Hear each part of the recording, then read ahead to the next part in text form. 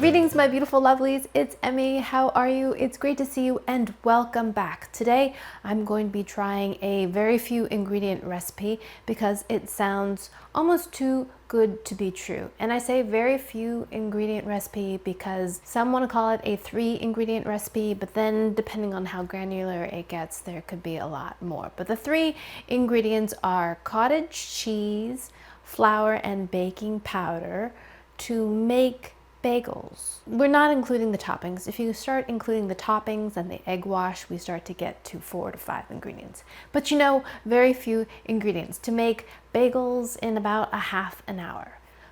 Right? It sounds too good to be true, but Bethenny Frankel says it is possible, and she says they're delicious, although the video... Thanks, my oven is now preheated. The video I saw of Bethenny waxing poetic about these bagels, she does not even try them, which is just maddening for me because I really want to know what it tastes like. And I don't want to hear words like, it's really good, it's delicious. I want to know what it tastes like. And that's what we're going to be doing today. We're going to be making this recipe because I really want to know what this thing is like. I have made bagels with yogurt and self-rising flour, which is considered one ingredient, although it contains the baking powder in it already.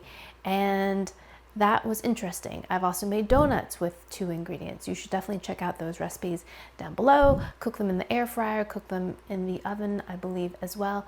But definitely check those out. Typically, bagels are made with yeast, and it takes longer for the yeast to create all those little air pockets, those little carbon dioxide bubbles that give bread its lovely, fluffy, airy texture. We're going to be using baking powder instead. So it's going to be a little bit different in terms of the style of crumb. A really good bagel for me has a nice chew to it. I'm guessing that this is not going to have that chewiness because we're making a quick bread and we're not developing a lot of gluten.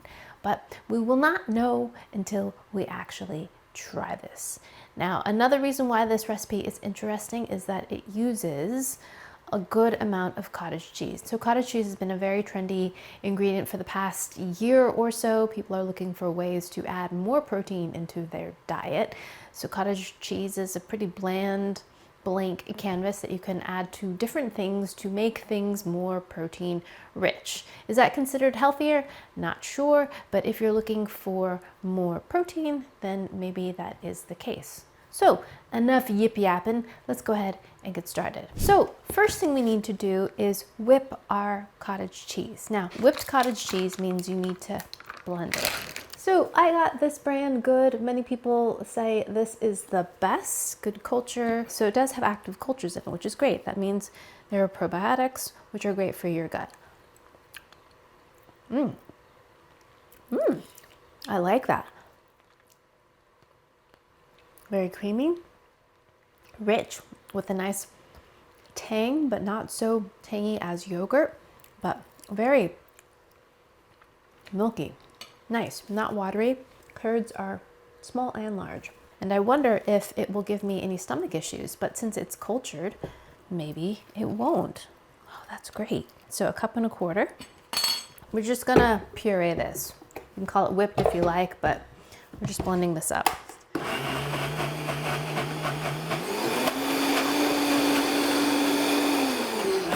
So my friend Heather Martin writes for today.com, and she tried this recipe and she piqued my interest about it. So big shout out to Heather for steering me in this direction. Alrighty, we're almost there.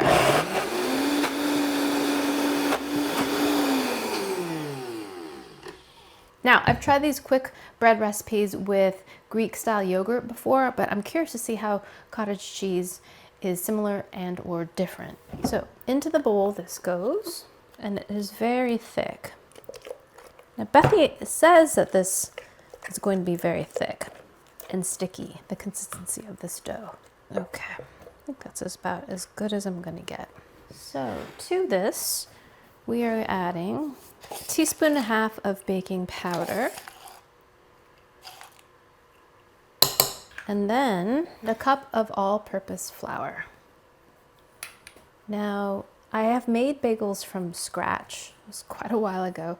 And I remember using bread flour because bread flour has more protein in it and therefore more gluten and therefore more chewiness if you're looking for a chewy bagel.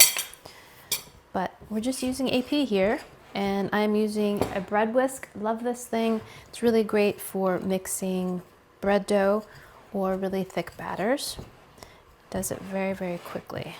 I didn't think I would like it as much or use it as much as I do, but I do. Continue mixing this, and it's forming into a kind of like a biscuit dough. This recipe makes 4 bagels. In this case, I'm not too worried about overmixing the dough. Oftentimes when you're making cookies or delicate pastries, they say not to overmix it because you don't want chewy, tough cookies. But in this case, we're making bagels, so I don't mind if the bagels or the bread gets a little tough. So there we have it, dough.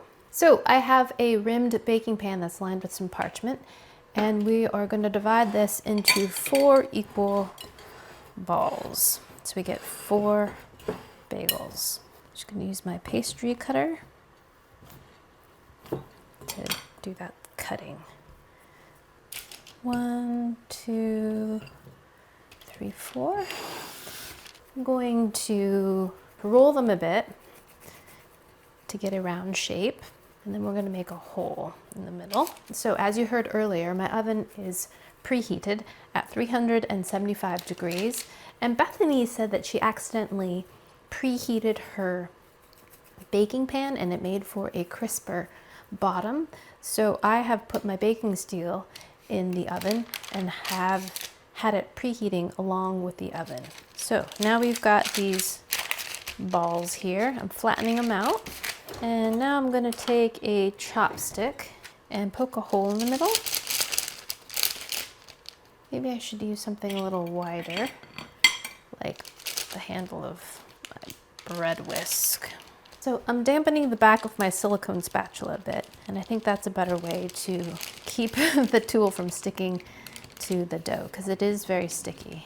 So for those of you that don't know who Bethenny Frankel is, you're not the only one. I thought Real Housewife, and yes, I was correct. She was on the Real Housewives, which I've never really watched an episode. I've seen it on at the dentist office and stuff, but I never really watched it. But I think that's how she gained popularity. But she is a fixture on TikTok, I believe. But yeah, that's one of her claims to fame, I think, is being a real housewife. All right, there we go. Next, we're gonna glaze these with an egg. So I've got an egg here. This is a pretty important step. It's gonna give a beautiful kind of shine and yellow tinge to the bagel, make it look really lovely. So from my understanding, this is not traditional. A traditional bagel is first boiled and then dipped into the toppings. So the sticky coating of the water and the flour are what adhere the toppings to the bread. But this is different. We're using an egg wash, which will make it look beautiful. So we're just gonna brush this on liberally. It already looks better with the egg wash on it, but this will have all the little toppings stick on. It's our glue. So we'll make sure we get all the way down onto the sides and into the middle of the bagel as well. So for one of my toppings, I'm gonna be using this, everything but the bagel seasoning. This has got garlic, sesame seeds, black and white, and salt. Pretty classic flavoring, and poppy seeds. And I'm just gonna liberally sprinkle. I'm gonna do 2 of them, everything. Poppy seed is one of my favorites, but I don't have poppy seeds, so I'm gonna do one of them. Sesame seeds, which is another favorite of mine. Love. And then the other one I'm gonna do just some Malden sea salt as a salt, just so we can get a taste of the bread. Not too much though. Sometimes when you get a salt bagel, it's just too salty. So here we go.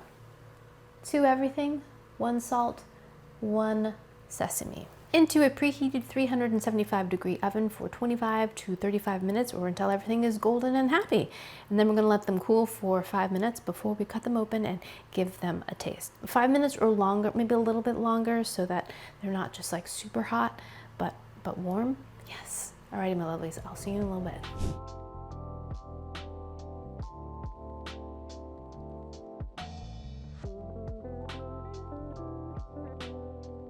Alrighty, my lovelies, I am back with my finished bagels and they look terrific. And I managed to keep a little bit of a hole in each one. Look, see, there's a little bit of a hole. So make your holes nice and big so that they can retain the kind of whole bagelness, right? Otherwise, it'll just look kind of like just bread, right? Something about the hole seems important for a bagel. And they look gorgeous. The egg wash, I think, is essential. It creates this beautiful golden color. And they all look beautiful. Here's how they look underneath. They're browned very nicely. It looks like the hole doesn't go all the way through, but still pretty bagel-like, right? At least by Gestalt. Here is the salt one. The hole goes all the way through on that one. This one looks a little bit more like a horseshoe. And if you look up close, they're a bit craggy, kind of rough looking. They puffed up a good amount. Here's the sesame seed one. Almost looks a little bit like a Kaiser roll or something, you know? At least this one, nice and yellow. But I think the ones that look most bagel-like are the everything bagel ones. Beautiful, right? Let's cut it in half and see what it looks like inside. These are still slightly warm, but they have been cooling for about a half an hour. So just a little bit warmer than room temperature. Right, let's see what it looks like inside. Oh, not too bad. Pretty bread-like. Smells good. I loved whipped cream cheese on my bagels. So much easier to spread, but besides that, the texture is so nice. Fluffy, not too dense. How much cream cheese do you like on your bagels? I don't like too much, but I don't like too little either. Yes, call me Goldilocks. Oh, I'm gonna leave a little spot without cream cheese and give it a taste that way. Here we go. Itadakimasu.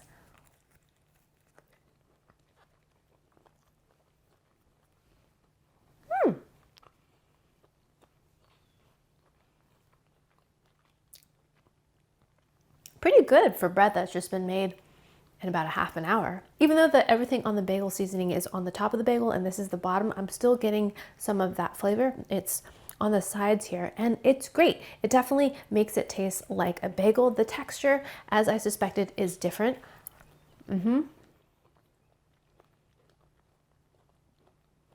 It's not as chewy,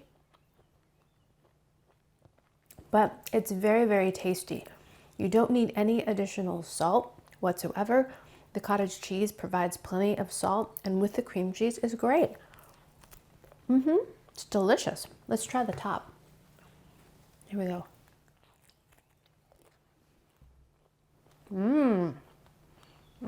The flavor is spot on because we have the everything bagel seasoning on there. It's a little bit garlicky, a little bit nutty, salty. Tastes just like an everything bagel.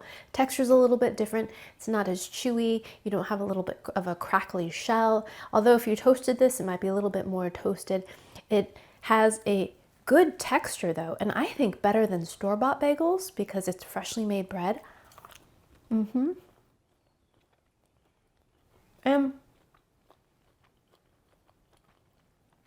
Surprisingly not biscuit-like. I thought these would be like a biscuit because we used baking powder for leavening, but the blended up cottage cheese makes them nice and moist.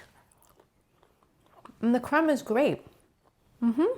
Delicious. So I think the biggest difference is the texture. They're not as chewy as a standard bagel and they're not crackly as a freshly made bagel. You get that nice kind of crackly outside on a bagel. But I think these are better than store-bought bagels that you can buy in a sleeve because they're just made fresh. This came out of the oven a half an hour ago and those have been made probably a few days ago. And there's something that's in industrial bread. I'm not sure, preservatives or something.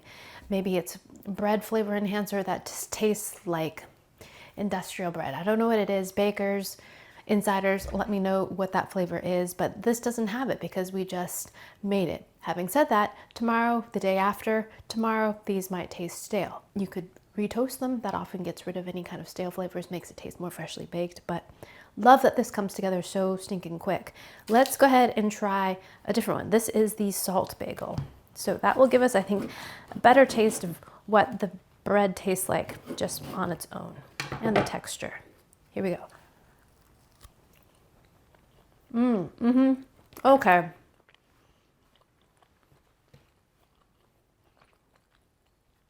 These are a little gummy.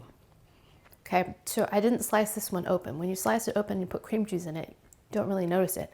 But on its own, just plain, they are a little gummy. I mean, there's a bit of a chew to them and they're damp. And although they're fully baked, they do have a slightly sticky kind of gummy texture to them. And I think it's because we just used whipped cottage cheese as the kind of liquid portion of the bread.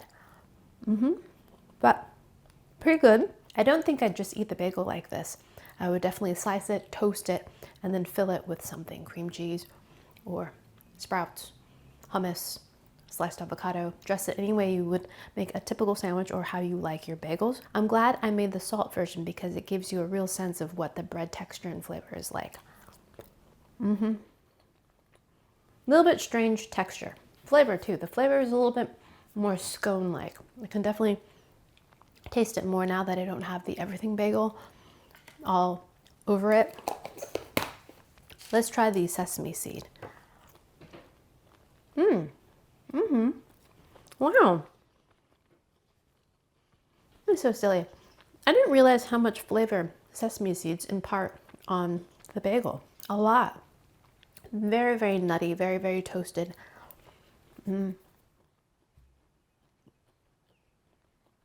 What's that specific flavor? Almost like a grassy, oily flavor. Wow. And that's only because I compared it to the salt plain. So, final thoughts on this recipe. I think it's particularly successful if you do an everything style bagel. I think this one definitely is the most successful. And if you want to attempt this recipe, this is the version I would suggest you make. So if you like everything bagels, that combination of salty, nutty, garlicky flavors, then make it because I think it works really, really well. The other two versions to me are not as successful, but once you dress them up with cream cheese and lox and tomato, I think they would be delicious. Even just with chive cream cheese spread inside it, I think it would be pretty great. I think the biggest thing this has got going for is that you can make them start to finish in about a half an hour. And in that sense, totally worth making, totally worth your effort. And there you have it. Bethenny Frankel's 3-ish ingredient homemade bagels. All right, my lovelies, thanks as always for joining me. I hope you enjoyed that one. I hope you learned something. Please share this video with your friends. Follow me on social media, like this video, subscribe, and I shall see you in the next one. Toodaloo, take care, bye!